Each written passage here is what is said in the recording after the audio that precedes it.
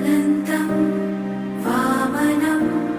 शौर्यं वैकुण्ठं पुरुषोत्तमं वासुदेवं ऋषिकेशं माधवं मधुसूदनं वराहं पुण्डरीकाक्षं नृसिंहं दैत्यसूदनं